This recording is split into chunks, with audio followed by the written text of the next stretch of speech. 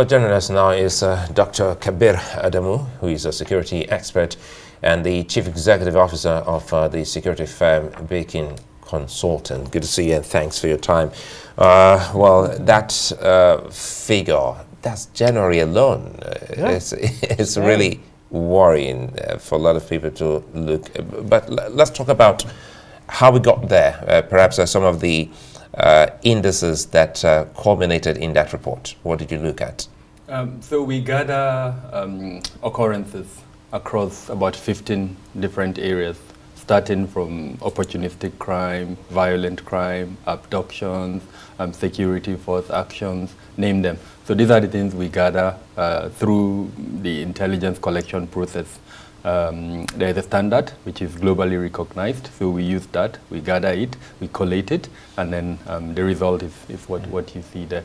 What it does to us, it tells us where we're making progress, and then it also tells us, unfortunately, where we're not making progress. And as you can see clearly, sadly, in spite of everything the security forces are doing, we're not making very good progress. One thing that is cheering, though, if you go deeper into the report, we divided January into the 5 weeks that there are in January. So most of the incidents that occurred happened in the first, second, and third weeks of January. But by the fourth week and the fifth week, there was a dip. So clearly, whatever the security forces are doing appears to be taking some effect. Now, what I don't know is whether they are able to sustain. No, they're able to see what we're seeing.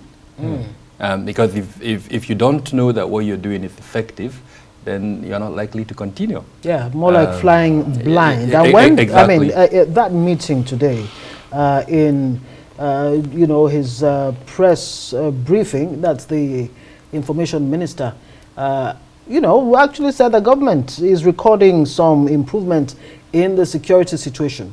It's not here to huru, not quoting him, but we're making progress. So, but your report doesn't seem to reflect what they say, progress is. When you don't understand or appreciate the level of challenge, can you really tackle it? No, it will be difficult. It will be difficult. I mean, it's common knowledge in most social sciences that the first step in solving a problem is to admit you have the problem. So if you play around the problem and make it look like it's not as serious as it is, you're not likely to tackle it. I would have been happier, and here I'm saying I'm extending my very small arms to the minister to tell him that use data, embrace data, present to Nigerians in a verifiable form. This is the figures, and that is why we feel we're making progress. Nobody does that to us. Dr.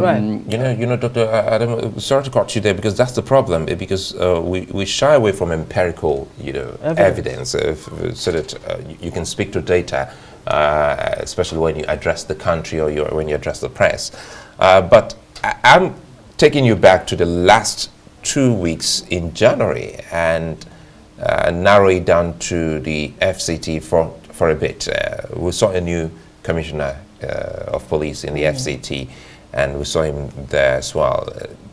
Sometimes when those kinds of changes are made and we start to see results, what exactly could be the game changer for some of these people? Because it's still the same police, but you bring a new helmsman, and things change. Yeah.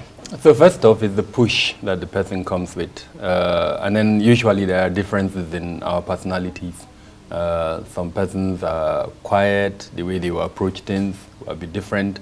Others are more aggressive. And I think the person of this current commissioner of police in FCT, his person is that type. He's a bit more aggressive. His approach to issues are more outward as against the previous one that perhaps is a bit laid back. And that does not mean he was ineffective or whatever, but their approach are very different. I also think that the pressure that has been put on the government, on the police, the Inspector General of Police, that pressure is also being transmitted down to this current commissioner, and that's what we're seeing. The other thing that I think has also helped is what the minister has done. He's gone out to all the, at least, I'm not sure if all, but three or four council areas where he's held town hall meetings and has spoken to traditional rulers and chairmen. At the time, and in fact up till now, it will shock you that most of the agencies in the FCT Abuja don't have their leadership. Because the minister either suspended them when he assumed office, or some of them resigned. So you have a situation where almost all the agencies in the FCT, including the permanent secretary, has retired. Now, speaking of the FCT, sorry, I mean, he's just put out a bounty, a 20 million naira bounty, you know, on the heads of two really notorious criminals, kingpins here in Abuja, and I guess they've been operating not just in Abuja but outside of it. I'd like you to address that, especially on the point that you made off camera about the modalities.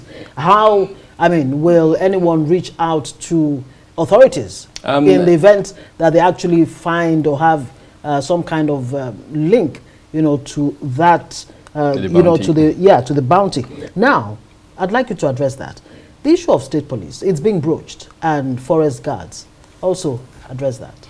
Starting from the 20 million, I think the intention is good, but I'm worried that the minister is not appropriately advised. If you are placing a bounty, there are certain modalities that would have to follow. What platform? If I have information today, let's say I've got the information, what number am I going to call?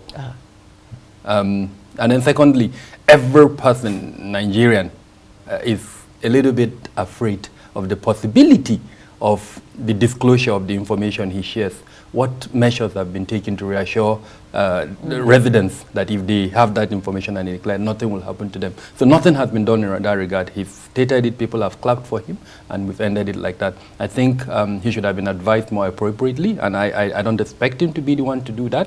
He's got a security unit, and I believe he has individuals who are heading that security unit. They should have been the one to follow up with the modalities, the processes for first sharing the information if you have it, and then assurances of your protection. That's what most countries do.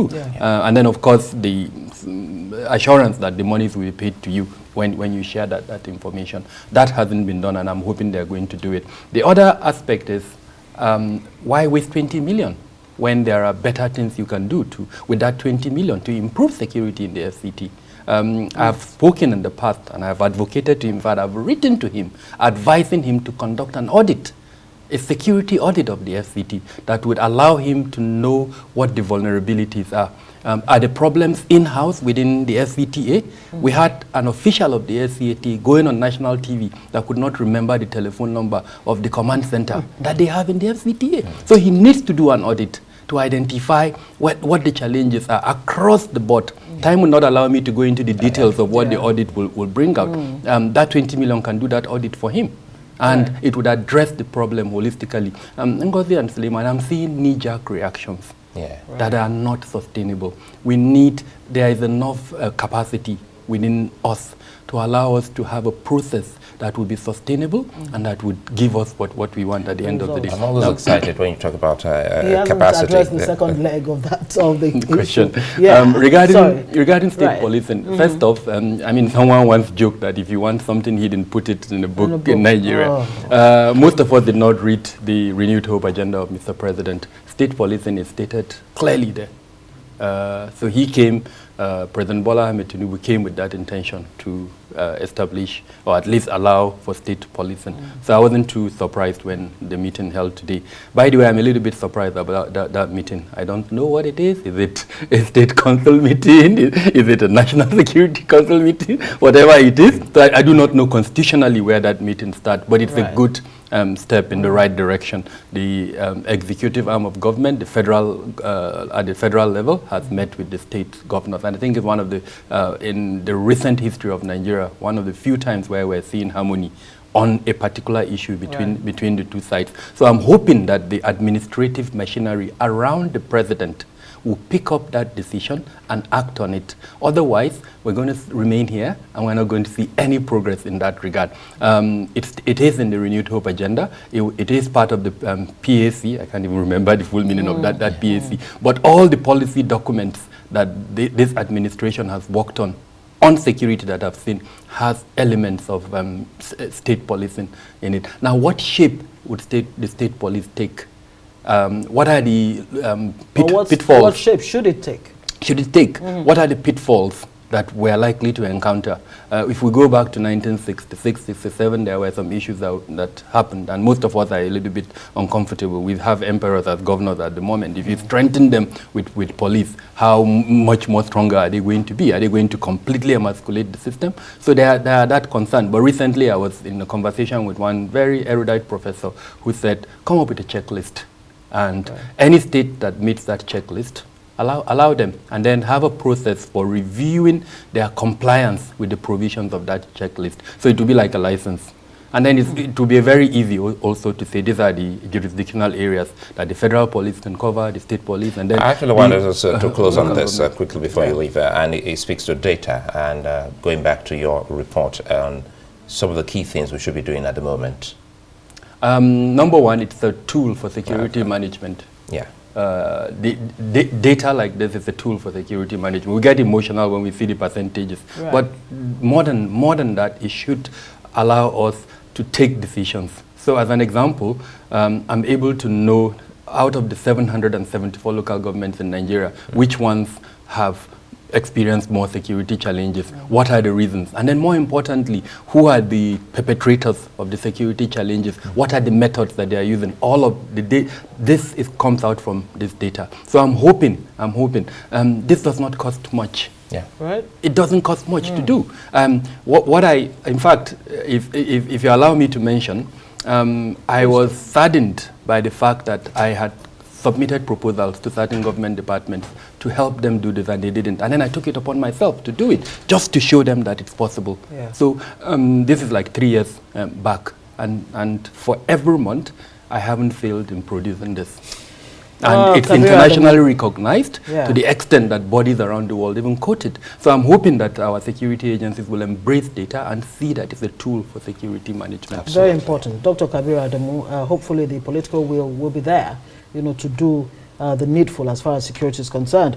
Kabir Adamu is security consultant, CEO Beacon Consulting. Thank you so much, as always.